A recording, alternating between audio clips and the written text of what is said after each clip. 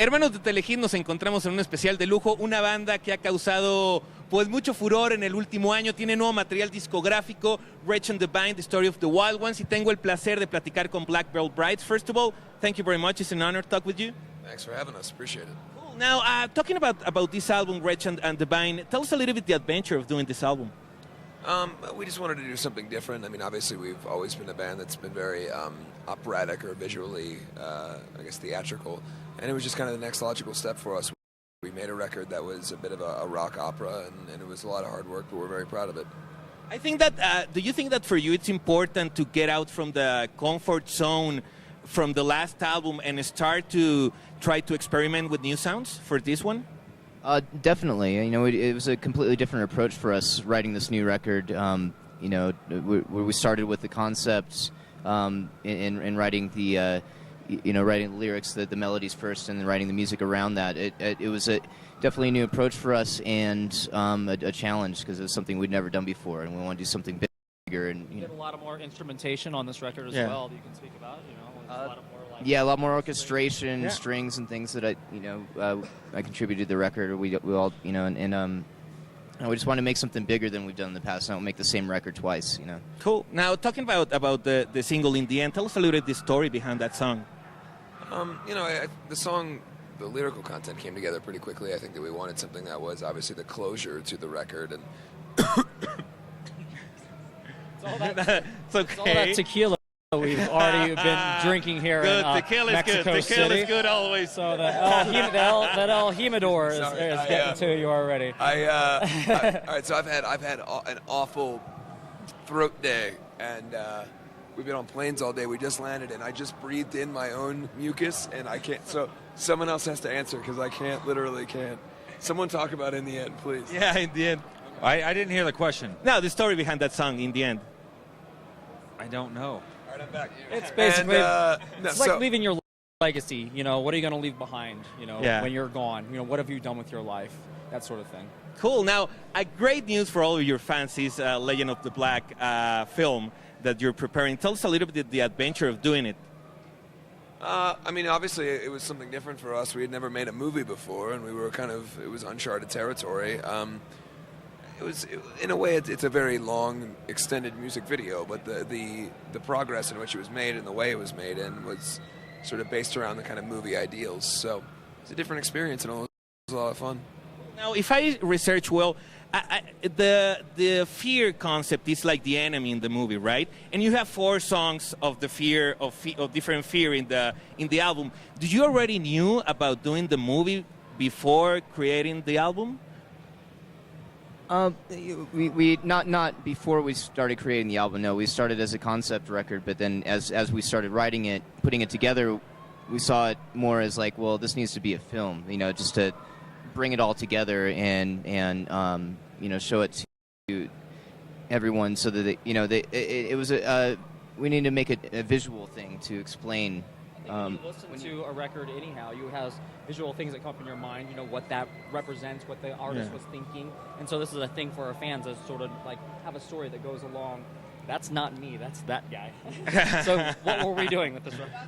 That's what it is. I mean, you know, having a film coincide with the new record, you know, with the first 2 albums, we worked very hard on those, and we were both very happy with the outcome. We were happy with both, but as a collective group, we always want to take things to the next level and push it forward. So what we had to do, start with the concept album and then sync it up with the film. So Legion of the Black, there you have it. The next level. Goes the dynamite. And now, talking about Latin America fans, it surprised you the amount of fans that you have right now here in your shows in Mexico City? No, I mean we've been here once before, and we're very excited to come back. So I think that sort of Latin America and the sort of I don't know, that this culturally is a great place for rock and roll. You know, it's like even people that we know whose careers in the United States have long since passed can come down here and still have a great time because people still love rock and roll. Dude, our fans are so tenacious here. We were kind of scared to come back here because they're so awesome. I mean, we brought security with us this time. They were expecting you at the airport, right? Yeah. So we brought security with us this time. Violently expecting us at the airport. There was a lot of hard to get to from point A to point B. They're here? Yeah, I don't know. The airport was insane. We've been here before, South America, and it's always crazy, but this time was more intense, and didn't have enough security to help us. Like, we're all trying to get to the van and go where we're going, and we're just getting like grabbed by everybody and just hugged and like sign this, and I'm signing with my left hand. I'm like, I'm not even left-handed and like, looks like crap, but I'm trying. Yeah. You know. Cool. Now, talking about what are you doing with different collaborations? I know that in Days Are Numbered, Brett McCracken from The Used did a collaboration for the album. Tell us the experience of working with him. It was a lot of fun for us. It was something that obviously John Feldman, our producer, and The Used have a long-standing relationship, and John sort of discovered them. And John was very adamant about saying that he felt that Black Veil Brides, that Russian Divine by Black Veil Brides was his favorite record that he had worked on since his early days with The Used and everything. And so he wanted to involve kind of his old school works with his newer work, and he brought Bert in, and we all got along with him well, and he just came in and killed it right away. So yeah, it was great. And talking about collaborations, for the EP, for the Rebel EP, obviously for the cover, the Unholy cover, Zach Wilde, one of the monsters in guitar players. How was the experience? That was a lot of fun, and honestly, we did it all online. We cut the track, and then we sent it to him through email, and then he was super stoked to do it. Sent it back to it. It was this wild solo, and yeah. But it was just crazy. I mean, Yeah, that dude's a phenomenal guitar player, and it was really awesome to get it back and hear it, and just blew our minds, Yeah, I guess it was a great result.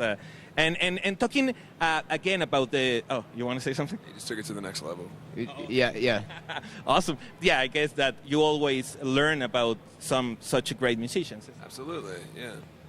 Now, talking about what next, do you have already what is going to be the new single for this album? No. We don't. And I mean, that's not a lie. We're not lying. We really don't know. And honestly, we're just so stoked on in the end that we want to ride that out for a while. But I'm sure by the time this tour is over, we'll get home and make a new video and work on the next single. But for right now, it's all about in the end.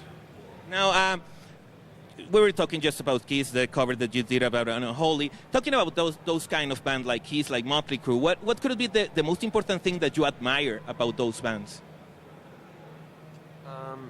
Their pants. I like they've really good pants. No, I mean I think to us we look up to people that are the best in rock and roll and have put such a great staple on the genre and are timeless.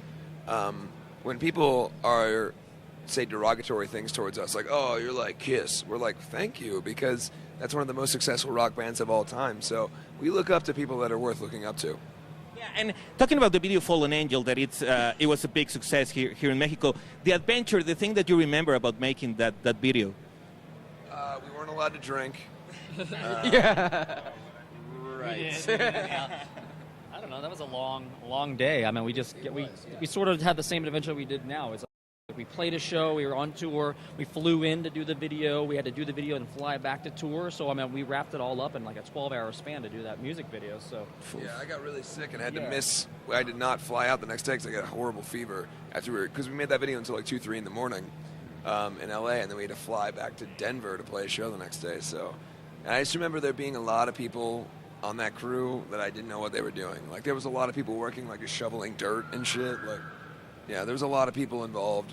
Very little drinking and a lot of sickness. Now, I hear in the end song at the WWE one of the wrestling match. What could be your favorite wrestling of all time? Who's my favorite wrestler? Ultimate Warrior. Ultimate Warrior. Sting or Ultimate Warrior. Yeah. Okay. Randy Savage. Randy Savage, Macho Man, rest in peace. Yes. Yeah. All right, here we go. Undertaker, Sting, and Ultimate Warrior. Those are the top 3. Awesome. Now, talking about again about the music of Black Veil Brides, one thing that I like is that obviously the music is the most important thing, but the visual aspect is always important. It's like if you go to a Black Veil Brides concert, you can get something different that if you just listen to the album or to the singles. Who came with the different ideas of doing the things that you do on stage? You know, I mean, everybody in the band has their own thing. Like, we don't determine what anybody wears or whatever. Everybody just kind of has their own thing. So we're all interested in the same ideas. We want to be an entertaining band that puts on a show for people, and we're bored with people that just look boring. So, I mean, we all have our own personalities that we bring to the stage. You know, our own persona that we need to let out, and we will let it out on the stage. And you know, but we're all very similar. Or, you know, we all have the same kind of ideas. What we feel, and it's cohesive. But yeah, I feel like we all each have our own individual blood, sweat, and guts, rock and roll, and a lot of attitude. We have our own individual Ashleys. Our own individual Ashleys, yes. Yes. No, but I think the attitude is really important, and probably in the last 5 years, rock and roll changed the attitude a lot for where it used to be. Do you want to bring it back, this rock and roll attitude? I mean, it's not about bringing it back. To us, it never went away. We talk about that all the time. You know, it's just doing what we want to do. But in music in general, don't you think that rock and roll changed a little bit the way? Certainly, but we didn't pay attention to it. You don't have to listen to the shit that's on the radio now. You can listen to whatever you want. You know, so we grew up listening to the bands that we loved, and the fact that rock kind of went to shit, not really something we were involved in. So we're here to do what we want to do. Well, thank you very much. It's an honor to talk with you. Good luck here in Mexico. I know you're going to have a lot of fun. Thank you. And thank you for the interview. Thank you. All right. Entonces, ya lo oyeron, hermanos. Vamos a continuar con más. No le cambien. Esto es Black Belt Brides aquí en Telehit. Hay que les sea leve. Chao.